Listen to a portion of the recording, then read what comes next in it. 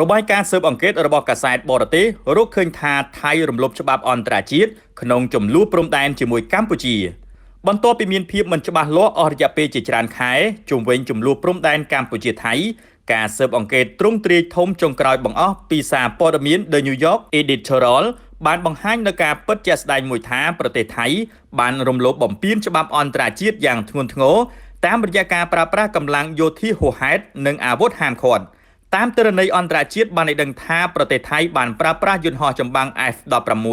ដើម្បីវាយប្រហារតាមអាកាសជាការសងសឹកទៅនឹងការផ្ទុះមីនដែលបង្ករបួសដល់ទាហានម្នាក់ដែលទង្វើនេះត្រូវបានអ្នកស៊ើបអង្កេតចាត់ទុកថាជាការឆ្លើយតបដែលហួសហេតុបំផុតអ្វីដែលគួរឲ្យរន្ធត់ជាទីបំផុតនោះការស៊ើបអង្កេតបានបញ្ជាក់ថាកងទ័ពថៃ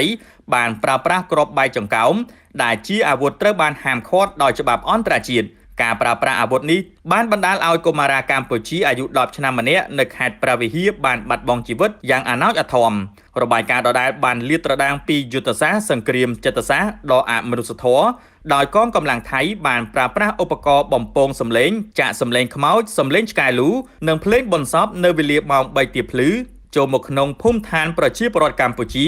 ដើម្បីបន្លាចនិងបង្កការភ័យខ្លាចដល់កុមារនិងជនស៊ីវិលភស្តុតាងដែលប្រមូលបានបង្ហាញថា